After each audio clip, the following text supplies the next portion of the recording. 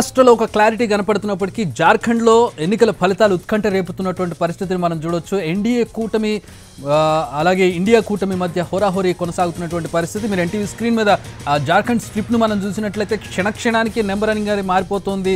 ఒకసారి బీజేపీ వైపు, ఒకసారి కాంగ్రెస్ వైపు దోబూజులాడుతున్నటువంటి పరిస్థితి. మెజారిటీ మనకి నువ్వా నేనంటుగా ఫలితాలు మారిపోతున్నాయి. సింగిల్ డిజిట్ తేడాతోటే గెలుపు సాధ్యం అనేది ఇక్కడ స్పష్టంగా కనపడుతుంది. అక్కడ 81 స్థానాలు ఉన్నాయి, 41 మ్యాజిక్ ఫిగర్.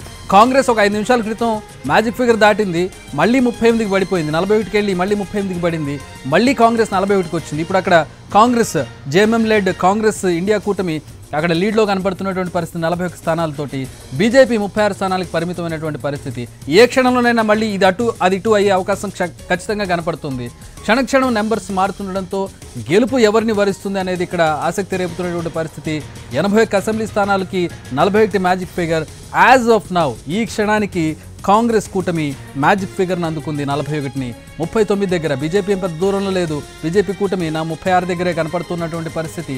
సో మరొక 4-5 స్థానాలకు వస్తే దానికి కూడా మ్యాజిక్ ఫిగర్. అదేమి పెద్ద అసాధ్యమైనటువంటి పరిస్థితి కాదు. సో చివరి వరకు కూడా ఎవరు గెలుస్తారనే దాని మీద జార్ఖండ్లో ఒక ఉత్కంఠ కొనసాగే అవకాశం కనపడుతుంది. ఇప్పటి వరకు 79 స్థానాలకు లెక్కింపు జరుగుతుంది. 81 స్థానాల్లో 79 స్థానాలకు ట్రెండ్స్ మనకు కనపడుతూ ఉన్నాయి. 2 స్థానాల్లో ఇండిపెండెంట్స్కి అక్కడ ఆధిక్యం కనపడుతున్న పరిస్థితి, ఇతరులకి ఆధిక్యం కనపడుతున్న పరిస్థితి.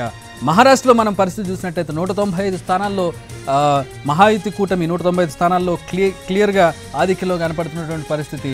కాంగ్రెస్ మహావికాస్ అఘాడి 81 స్థానాల్లో ఆధిక్యం కనపడుతున్నటువంటి పరిస్థితి. ఇతరులు 9 స్థానాల్లో ఆధిక్యంలో కనపడుతున్నారు. సో మహారాష్ట్రలో గ్యాప్ అనేది చాలా ఎక్కువగా కనపడుతోంది. ఆధిక్యంలో బీజేపీ కూటమి ఆధిక్యంలో కనపడుతున్నటువంటి పరిస్థితి. 195 స్థానాలతోటి 145 ఇక్కడ మ్యాజిక్ ఫిగర్ని ముందుగా బీజేపీ కూటమి దాటి చాలా దూరం వెళ్ళిపోయినటువంటి పరిస్థితి. రైట్, జార్ఖండ్లో ప్రస్తుతం గెలుపు ఒకరికి అటు ఇటు షిఫ్ట్ అవుతున్నటువంటి పరిస్థితుల్లో ప్రస్తుతం అక్కడ ఉత్కంఠ వాతావరణం నెలకొని ఉంది. అక్కడ పరిణామాలు రిజల్ట్ ట్రెండ్స్ అందించడానికి మా ప్రతినిధి ప్రసాద్ జాయిన్ అవుతూ ఉన్నారు. ప్రసాద్, మనం ఇందాక కూడా మాట్లాడుకున్నాం, జార్ఖండ్లో మ్యాజిక్ ఫిగర్ దాటేసింది ఇప్పుడు కాంగ్రెస్. కానీ ఏ క్షణంలో మళ్ళీ ఇటు అది బీజేపీకి పడుతుందో తెలియనటువంటి పరిస్థితులు కూడా మనం చూడొచ్చు ఇక్కడ. Yes, correct. జార్ఖండ్లో ప్రధానంగా దోబుచులాడుతుంది. 2 కూటముల మధ్య ప్రజల యొక్క ఓటింగ్ సరళి చూసినట్లయితే నువ్వా నేనా అన్నట్లుగా ఉంది. ప్రధానంగా ఇప్పుడు ఉన్నటువంటి ఫిగర్స్ చూసినట్లయితే ఇండియా కూటమికి 40 స్థానాల్లో ఆధిక్యత ఉంది. అదేవిధంగా ఎన్డీఏ కూటమికి 37 స్థానాల్లో ఆధిక్యత ఉంది.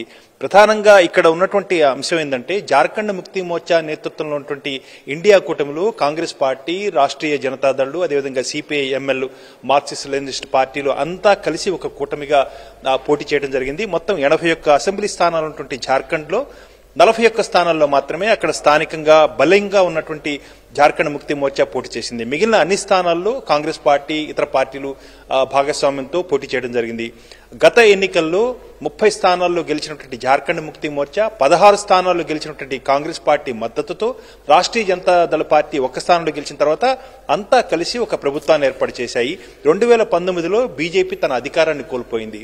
స్థానికంగా ఉన్నటువంటి అనేక అంశాలపై విస్తృతంగా ప్రచారం చేసినటువంటి జార్ఖండ్ ముక్తి మోర్చా ప్రజలు ఎవరి వైపు మొగ్గు చూపుతారన్నది వేచి చూడాల్సి ఉంది. ఎగ్జిట్ పోల్ ఫలితాల్లో 7-8 ఎగ్జిట్ పోల్ ఫలితాలను చూసినట్లయితే 3-4 ఎగ్జిట్ ఫలితాల్లో అక్కడ ఉన్నటువంటి ఎన్డీఏ ప్రభుత్వం తిరిగి అధికారంలోకి వచ్చేందుకు అవకాశం ఉందని చెప్పి అక్కడ అంచనా వేశాయి. అయితే మరొక 3 స్థానాల్లో మరొక ఎగ్జిట్ పోల్ ఫలితాలు మాత్రం ఇప్పుడున్న ప్రస్తుతం అధికారంలో హేమంత్ సోరెన్ నేతృత్వంలోనే తిరిగి ప్రజలు పట్టం కట్టేందుకు అవకాశం ఉందని చెప్పి అక్కడ అంచనా వేయడం జరిగింది. ఒక్క ఎగ్జిట్ పోల్ ఫలితం మాత్రం అటు ఇటు కాకుండా చెప్పింది. అయితే ఇప్పుడు ఉన్నటువంటి ట్రెండ్స్ చూసినట్లయితే ఇప్పుడు ప్రస్తుతం చూసినట్టయితే 39 స్థానాల్లో ఇండియా కూటమి, 38 స్థానాల్లో ఎన్డీఏ కూటమి. కాబట్టి నువ్వా నేనా అన్నట్లుగా బాగా ర్యాట్ రేస్తో ఈ ఫలితాల ఓటింగ్ సరళి ఉంది. ప్రధానంగా బీజేపీ నేతృత్వంలో ఉన్నటువంటి ఎన్డీఏ ప్రభుత్వం పెద్ద ఎత్తున అక్కడ ఉన్నటువంటి సమస్యను, ఒక ప్రధానమైన సమస్యను అక్కడ విస్తృతంగా ప్రచారం చేయడం జరిగింది.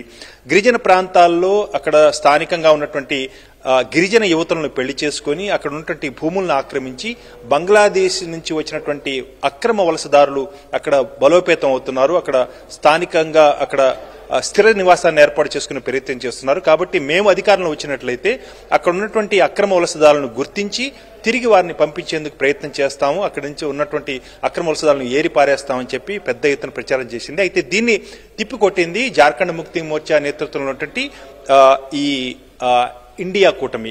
ప్రధానంగా అక్కడ అలాంటి ఇదేమీ జరగట్లేదు అన్న అంశాన్ని చెప్పడంతో పాటు స్థానికంగా గిరిజన హక్కులను కాపాడే బాధ్యత తీసుకుంటాము, విద్య, ఆహార భద్రత, అదేవిధంగా అనేకమైనటువంటి గిరిజన హక్కులను కాపాడే విషయంలో ఇండియా కూటమి చాలా పెద్ద ఎత్తున అక్కడ ప్రచారం చేసింది.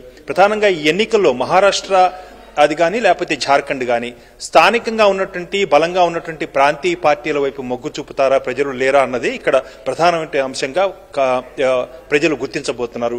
మహారాష్ట్రలో అయితే ఏ చీలిక వర్గానికి ఎవరు నాయకత్వం వహిస్తున్నారో ఆ పార్టీల వైపే ప్రజలు మేమున్నామని చెప్పేందుకు ఈ ఎన్నికలు ఒక ప్రామాణికంగా తీసుకునేందుకు అవకాశం ఉంది. ఏకనాథ్ షిండే నేతృత్వంలో ఉన్నటువంటి ఈ శివసేన నేతృత్వంలో ఏర్పడినటువంటి ఈ మహాయుతి కూటమి వైపే ప్రజలు మొగ్గు చూపారు అన్న అంశం చాలా స్పష్టంగా తెలియబోతుంది. అయితే అనేకటువంటి ఇతరత అంశాలు ఉన్నాయి. జార్ఖండ్ ముక్తి మోర్చా నేతృత్వంలో ఉన్నటువంటి ఈ కూటమి, ఇండియా కూటమి మాత్రమే తిరిగి అధికారంలోకి వచ్చేందుకు కొంత మేరకు అవకాశం ఉందన్న ఒక అంచనా గానీ ఒక ఆశాభావం అని వ్యక్తం అవుతుంది ఇప్పుడు ఉన్నటువంటి ఓటింగ్ సరళిని చూసినట్లయితే.